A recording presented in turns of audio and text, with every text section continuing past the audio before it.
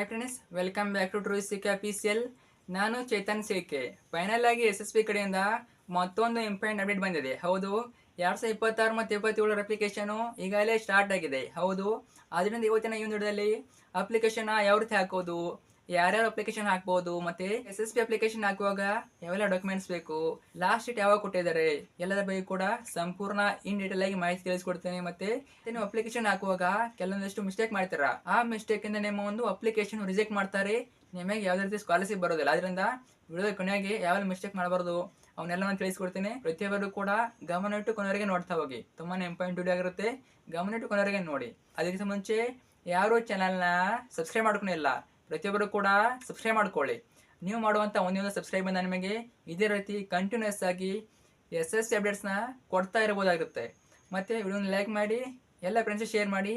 ಬನ್ನಿ ಇವತ್ತಿನ ಈ ಒಂದು ವಿಡಿಯೋನ ಶುರು ಮಾಡೋಣ. ಓಕೆ, ಮೊದಲಾಗಿ ನೋಡಿ, ಈ ಒಂದು ಸ್ಕಾಲರ್ಶಿಪ್ನ ಎಲ್ಲರೂ ಕೂಡ ಅಪ್ಲೈ ಮಾಡ್ಬೋದು. 1ರಿಂದ 10ನೇ ತರಗತಿ ಆಗಿರ್ಬೋದು, PUC, ಡಿಗ್ರಿ, ಡಿಪ್ಲೊಮಾ, ಪ್ರತಿಯೊಬ್ಬರು ಕೂಡ ಈ ಒಂದು ಸ್ಕಾಲರ್ಶಿಪ್ನ ಅಪ್ಲೈ ಮಾಡ್ಬೋದು.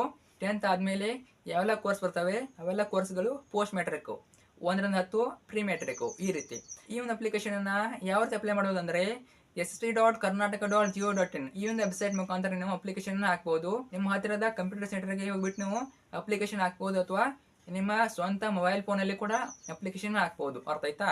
ಡೋಂಟ್ ವರಿ, ನಿಮಗೆ ಅಪ್ಲಿಕೇಶನ್ ಹಾಕುವಂತ ಸ್ಟೆಪ್ ಬೈ ಸ್ಟೆಪ್ ಮಾಹಿತಿಯನ್ನ ಸಪ್ರೇಟ್ ಆಗಿ ವಿಡಿಯೋ ಮಾಡಿ ತಿಳಿಸ್ತೇನೆ. ಮತ್ತೆ ತುಂಬಾ ಜನ ಕೇಳೋದು ಏನಂದ್ರೆ SSP ಸ್ಕಾಲರ್ಶಿಪ್ ಲಾಸ್ಟ್ ಡೇಟ್ ಯಾವಾಗ ಅಂತ. ಹಿಂದುಳಿದ ಕಲ್ಯಾಣ ಇಲಾಖೆ ಮತ್ತೆ ಪರಿಶಿಷ್ಟ ಪಂಗಡ ಕಲ್ಯಾಣ ಇಲಾಖೆ ಅವರು 31/8/2026 ಟೈಮ್ ಇದೆ. ಮತ್ತೆ ಸಮಾಜ ಕಲ್ಯಾಣ ಇಲಾಖೆಯಿಂದ ನಿಮಗೆ ಜನವರಿ 31, 2027 ಟೈಮ್ ಕೊಟ್ಟಿದ್ದಾರೆ. ಇನ್ನೂ ಕೂಡ ಈ ಡೇಟು ಎಕ್ಸ್ಚೇಂಜ್ ಆಗ್ಬೋದು.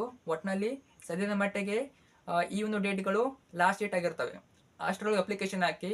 ತುಂಬಾ ಜನ ಕೇಳ್ತಾನೆ ಇದ್ದೀರಾ, ನಮ್ದು ಕಾಲೇಜಿಂದ ಇನ್ನೂ ಕೂಡ USC ನಂಬರ್ ಬಂದಿಲ್ಲ, ಒಂದು ಇನ್ಫಾರ್ಮೇಶನ್ ಬಂದಿಲ್ಲ ಅಂತ ವೇಟ್ ಮಾಡಿ.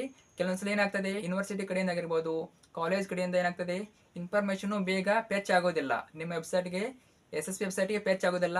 ಸ್ವಲ್ಪ ದಿನ ವೇಟ್ ಮಾಡಿ. ಇನ್ನೂ ಕೂಡ 31/8/2026 ಟೈಮ್ ಇದೆ. ಅಷ್ಟರೊಳಗೆ ನಿಮ್ಮ ಡಾಟಾನ ಅವರು SSP ವೆಬ್ಸೈಟ್ಗೆ ಕಳಿಸ್ತಾರೆ.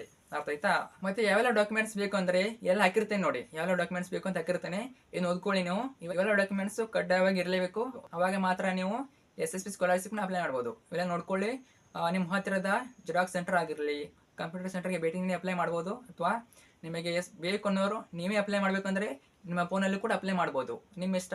ಒಟ್ಟಿನಲ್ಲಿ ಅಪ್ಲಿಕೇಶನ್ ಹಾಕುವಾಗ ಯಾವುದೇ ರೀತಿ ಮಿಸ್ಟೇಕ್ ಮಾಡೋಕೆ ಹೋಗಬೇಡಿ. ಯಾಕಂದ್ರೆ ನೀವು ಮಾಡುವಂತ ಒಂದೇ ಒಂದು ಮಿಸ್ಟೇಕು SSP ಅಪ್ಲಿಕೇಶನ್ ಅನ್ನ ರಿಜೆಕ್ಟ್ ಮಾಡ್ತಾರೆ. ಕೆಲವಷ್ಟು ಇನ್ಫಾರ್ಮೇಶನ್ ಹೇಳ್ತೀನಿ, ಈ ಮಿಸ್ಟೇಕ್ ಗಳನ್ನ ಮಾಡೋಕೆ ಹೋಗಬೇಡಿ. ಏನಂದ್ರೆ ನಿಮ್ಮ ಆಧಾರ್ ಕಾರ್ಡ್ ಮತ್ತೆ ಬ್ಯಾಂಕು ಎರಡು ಕೂಡ ಲಿಂಕ್ ಆಗಿರಬೇಕು. ಲಿಂಕ್ ಜೊತೆಗೆ ಸೀಡಿಂಗ್ ಆಗಿರಬೇಕು ಅಂದ್ರೆ NPC ಮ್ಯಾಪಿಂಗ್ ಆಗಿರಬೇಕು. ಅವಾಗ ಮಾತ್ರ ನಿಮ್ಮ ಒಂದು SSP ಸ್ಕಾಲರ್ಶಿಪ್ ಬರ್ತವೆ. ಇಲ್ಲ ಅಂದ್ರೆ ಸೀಡಿಂಗ್ ಆಗಿಲ್ಲ ಅಂದ್ರೆ, NPC ಮ್ಯಾಪಿಂಗ್ ಆಗಿಲ್ಲ ಅಂದ್ರೆ ನಿಮ್ಮೊಂದು ಸ್ಕಾಲರ್ಶಿಪ್ ಬರೋದಿಲ್ಲ. ಒಂದ್ಸಲ ಬ್ಯಾಂಕ್ ವಿಸಿಟ್ ಮಾಡಿ ವಿಚಾರಿಸಿ. NSP OTR ನಂಬರ್ನ ಕಡ್ಡಾಯ ಮಾಡಿದ್ದಾರೆ. NSP OTR ನಂಬರು ಬೇಕೇ ಬೇಕು. ಸೊ ಮೊದಲು NSP OTR ನಂಬರ್ನ ಪಡ್ಕೊಳ್ಳಿ, ಆಮೇಲೆ ಅಪ್ಲಿಕೇಶನ್ನ ಹಾಕಿ. ಓಕೆನಾ? SSP ಅಪ್ಡೇಟ್ಸ್ಗಾಗಿ ಚಾನಲ್ನ ಮಿಸ್ ಮಾಡದೆ ಸಬ್ಸ್ಕ್ರೈಬ್ ಮಾಡ್ಕೊಳ್ಳಿ. ಫ್ರೆಂಡ್ಸ್ ಶೇರ್ ಮಾಡಿ. Thanks for watching.